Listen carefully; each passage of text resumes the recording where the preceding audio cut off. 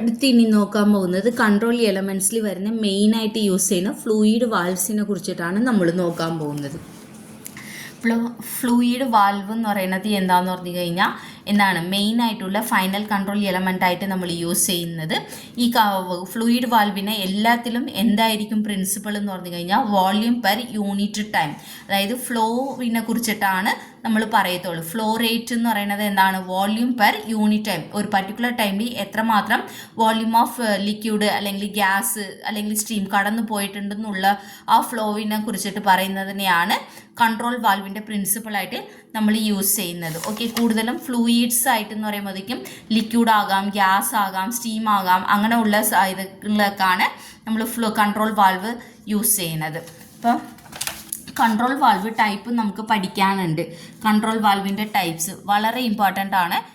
Control വാൽവിൻ്റെ types ഏതിൻ്റെ ബേസിലാണ് എന്താണ് 3 ടൈപ്പായിട്ട് പിരിച്ചിട്ടുണ്ട്. അത് ഏതിൻ്റെ ബേസിലാണെന്ന് പറഞ്ഞു കഴിഞ്ഞാൽ ഈ കൺട്രോൾ വാൽവ് മൂവ്മെൻ്റ് ആകുന്നതുക്കും, അതായത് ഇതിനകത്ത് ഒരു സ്റ്റെം എന്ന് പറഞ്ഞത് ഉണ്ടാകും.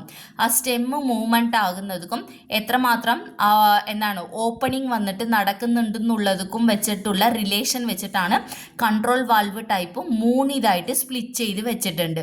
അതായത് ഇവിടെ പറഞ്ഞിട്ടുണ്ട് ഇത് ഏതിൻ്റെ ബേസിലാണ് ക്ലാസിഫൈ ചെയ്തിരിക്കുന്നത്, ബിറ്റ്വീൻ ദ സ്റ്റെമ്മിൻ്റെ പൊസിഷൻക്കും ഫ്ലോ റേറ്റുക്കും ഉള്ളത് വെച്ചിട്ടാണ് കൺട്രോൾ വാൽവ് ടൈപ്പ് പിരിച്ചിട്ടുണ്ട്. ഏതൊക്കെയാണെന്ന് പറയുമ്പോഴേക്കും ക്വിക്ക് ഓപ്പണിംഗ് വാൽവ്, പിന്നെ linear valve, equal percentage valve. 3 type ഉണ്ട്. Quick opening valve, linear valve, equal percentage valve.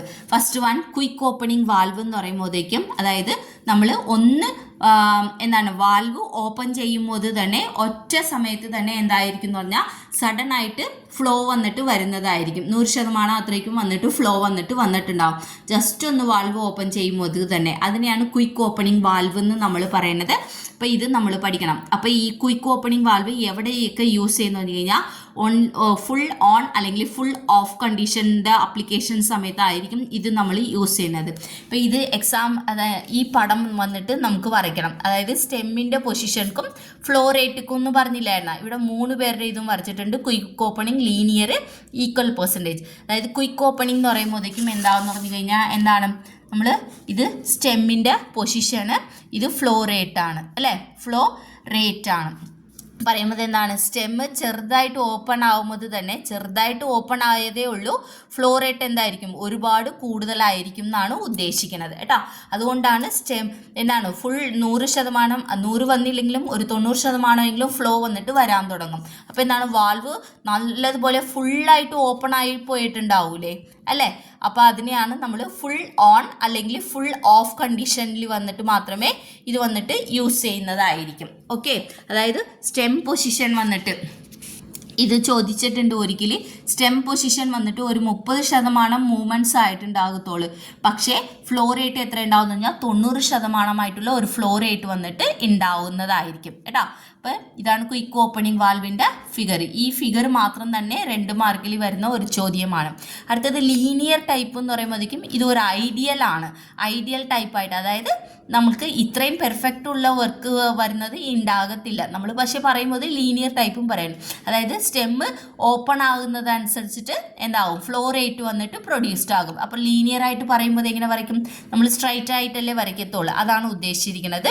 പിന്നെ ഇവിടെ ഒരു റിലേഷൻഷിപ്പ് ഉണ്ട്, അതായത് സ്റ്റെമ്മിൻ്റെ പൊസിഷൻക്കും ഫ്ലോ റേറ്റുക്കും ഉള്ള റിലേഷൻഷിപ്പ് ലീനിയർ ആയതുകൊണ്ട് Q/Qmax = S/S max. Q എന്ന് പറയുന്നത് ഇപ്പോൾ ഉള്ള ഫ്ലോ റേറ്റ് എന്താണെന്നുള്ളതും Qmax എന്ന് പറയുന്നത് മാക്സിമം എത്ര ഫ്ലോ റേറ്റ് ഉണ്ടാവും എന്നുള്ളതും, എസ് എന്ന് പറയുന്നത് ഇപ്പോൾ സ്റ്റെം പൊസിഷൻ എന്തുണ്ടെന്നുള്ളതും മാക്സിമം സ്റ്റെം പൊസിഷൻ എത്ര ഉണ്ടാവും, ഇത് 2 പേരുടെയും റേഷ്യോ വന്നിട്ട് ഈക്വൽ ആയിരിക്കും. അവ തന്നെയാണ് നമ്മൾ ലീനിയർ എന്ന് നമ്മൾ പറയുന്നത്. ഓക്കെ, അടുത്തത് എന്താ equal percentage type. Equal percentage type എന്ന് പറയുമ്പോഴേക്കും ഇതായിരിക്കും നമ്മൾ കൂടുതലും യൂസ് ചെയ്യുന്ന ടൈപ്പ് എന്ന് പറയുന്നത്. ലീനിയർ ടൈപ്പ് എന്ന് പറഞ്ഞാൽ ഐഡിയൽ ആയിരിക്കും. പക്ഷേ ഈക്വൽ പെർസെൻറ്റേജ് എന്ന് പറയുമ്പോഴേക്കും എന്തായിരിക്കും സ്റ്റെമ്മ് മൂവ്മെൻറ്റ്സ് ആകുന്നത് വെച്ച് വരുന്നതനുസരിച്ചിട്ട് ഫ്ലോ റേറ്റ് വന്നിട്ട് പതുക്കെ പതുക്കെ കൂടിപ്പോകും. പക്ഷേ ലീനിയർ ആയിരിക്കത്തില്ലെന്ന് മാത്രം, ചെറിയ ഒരു കേർവ് ആയിട്ടായിരിക്കും വരുന്നത് ഏട്ടാ. പാരബോളിക് ആയിട്ട് നമ്മൾ പറയത്തില്ലേ, ആ ഒരു രീതിയിലായിരിക്കും വരുന്നത്. അതാണ് ഇവിടെ പറഞ്ഞിരിക്കുന്നത്. എന്നാണ് ഇത് ഏകദേശം വന്നിട്ട് ലീനിയർ പോലെ ആണെന്നുണ്ടെങ്കിൽ പോലും നമുക്ക് എന്തായിരിക്കും ഇതിൽ വന്നിട്ട് ലീനിയർ അല്ല, ചെറുതായിട്ട് എന്താണ് സ്റ്റെം പൊസിഷൻ മൂവ്മെൻറ്റ്സ് ആകുന്നതനുസരിച്ചിട്ട് ഒരു പാരബോളിക് ആയിട്ടായിരിക്കും ഫ്ലോ റേറ്റ് വന്നിട്ട് മൂവ്മെൻറ്റ്സ് ആകുന്നത്. ഇതിനകത്ത് പിന്നെ റേഞ്ചബിലിറ്റി എന്ന് പറഞ്ഞ ഒരിത് പറയണം. റേഞ്ചബിലിറ്റി എന്ന് പറഞ്ഞു കഴിഞ്ഞെങ്കിൽ മാക്സിമം ഫ്ലോ റേറ്റുക്കും മിനിമം ഫ്ലോ റേറ്റുക്കും ഉള്ള എന്താണ് റേഷ്യോവയാണ് നമ്മൾ റേഞ്ചബിലിറ്റി എന്ന് നമ്മൾ പറയുന്നത്. ഈ റേഞ്ചബിലിറ്റി വെച്ചിട്ട് നമുക്ക് ഫ്ലോ റേറ്റ് എന്താണെന്നുള്ളത്, ഇപ്പം എന്ത് ഫ്ലോ റേറ്റിലാണ് ഉള്ളതെന്ന് പറഞ്ഞിട്ട് കണ്ടുപിടിക്കാൻ പറ്റും.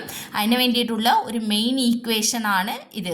അതായത് Q ഈക്വൽ ടു ഇപ്പോൾ ഫ്ലോ റേറ്റ് എന്താണെന്നുള്ളത് കണ്ടുപിടിക്കണമെങ്കിൽ Q മിനിമം എത്ര ഫ്ലോ റേറ്റ് ഉണ്ടാകും ഇൻറ്റു റേഞ്ചബിലിറ്റി എന്താണെന്നുള്ളത് കണ്ടുപിടിക്കണം.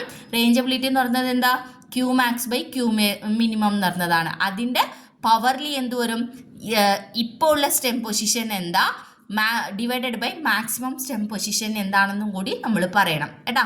ഈ കേർവിൽ നിന്നാണ് നമ്മൾ അത് കണ്ടുപിടിച്ചിട്ട് എഴുതണത്.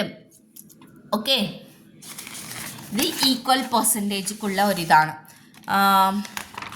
ഈ ഒരു പടം വന്നിട്ട് പടം വരയ്ക്കാനുള്ളത് ഒരിക്കലും ചോദിച്ചിട്ടുണ്ട്. എന്നാണ് കൺട്രോൾ വാൽവിനെ കുറിച്ചിട്ടുള്ള ഒരു പടമാണ്. ഇവിടെ ഒരു കൺട്രോൾ വാൽവാണ് ഇത് വരച്ച് കാണിച്ചിരിക്കുന്നത്. ഒരു ഫ്ലോ വന്നിട്ട് ഇവിടെ നടക്കുന്നുണ്ട്. ആ ഫ്ലോ നടന്നിട്ട് ഒരു ടാങ്കിൽ വന്നിട്ട് ഫില്ലാകുന്നത് പോലെ. അപ്പോൾ ഇവിടെ വന്നിട്ട് ഈ വാൽവ് വന്നിട്ട് മൂവ്മെൻറ്റ്സ് ആകാൻ വേണ്ടിയിട്ട് I2P കൺവെർട്ടർ വെച്ചിട്ടുണ്ട്. പ്രഷർ ടു കറണ്ട് കൺവെർട്ടർ ആണ്. അപ്പോൾ കറണ്ട് ടു പ്രഷർ കൺവെർട്ടർ ആണ്. അപ്പോൾ കറണ്ട് കൊടുക്കുന്നതനുസരിച്ചിട്ട് പ്രഷർ പ്രൊഡ്യൂസ്ഡ് ആകും. പ്രഷർ പ്രൊഡ്യൂസ്ഡ് ആകുമ്പോഴത്തേക്കും ഇവിടെ എന്താണ് കൺട്രോൾ വാൽവിൻ്റെ ഉള്ളിൽ എന്താണ് ഒരു ഡയഫ്രം ഉണ്ടാവും എന്ന് പറഞ്ഞില്ലായിരുന്നു. ആ ഡയഫ്രം വന്നിട്ട് മൂവ്മെൻറ്റ്സ് ആയിട്ട് ഈ സ്റ്റെം, ഇതാണ് നടുക്കിരിക്കുന്ന സ്റ്റെം അല്ലെങ്കിൽ പ്ലങ്കർ എന്നൊക്കെ, സ്റ്റെം ആയിരിക്കും കൂടുതലും പറയണത്. ആ സ്റ്റെം വന്നിട്ട് മൂവ്മെൻറ്റ് ആകും. മൂവ്മെൻറ്റ്സ് ആകുന്നതനുസരിച്ചിട്ട് എന്ത് സംഭവിക്കും, ഫ്ലോ വന്നിട്ട് നടക്കും. ഇത് വന്നിട്ട് സ്റ്റെം ഒന്ന് ചെറുതായിട്ട് മൂവ്മെൻറ്റ്സ് ആകുമ്പോൾ തന്നെ ഫുൾ ഫ്ലോ 90% അത്രയ്ക്കും ഫ്ലോ നടക്കുവാണെങ്കിൽ അത് ക്വിക്ക് ഓപ്പണിംഗ് വാൽവ് എന്ന് പറയും. ലീനിയർ എന്ന് പറഞ്ഞത് ഐഡിയൽ ആയിട്ടായിരിക്കും വരുന്നത്. അതെങ്ങനെയാണ്, സ്റ്റെം പതുക്കെ ഓപ്പൺ ആകും തോറും അതേ അളവ് അനുസരിച്ചിട്ടുള്ള ഫ്ലോ നടക്കുന്നതാണ് ലീനിയർ എന്ന് പറയുന്നത്. പക്ഷേ ഈക്വൽ പെർസെൻറ്റേജ് വാൽവ് ആയിരിക്കും കൂടുതലും നമ്മൾ യൂസ് ചെയ്യുന്നത്. ഈക്വൽ പെർസെൻറ്റേജ് വാൽവ് എന്ന് പറയുമ്പോഴത്തേക്കും ഇവിടെ സ്റ്റെമ്മിൻ്റെ പൊസിഷൻ മൂവ്മെൻറ്റ്സ് ആകുന്നതനുസരിച്ചിട്ട് ഫ്ലോ റേറ്റ് പതുക്കെ കൂടി ഇതായിട്ട് വരുന്നതായിരിക്കും. ഓക്കെ, അതാണ് ഈക്വൽ പെർസെൻറ്റേജ് എന്ന് പറയുന്നത്.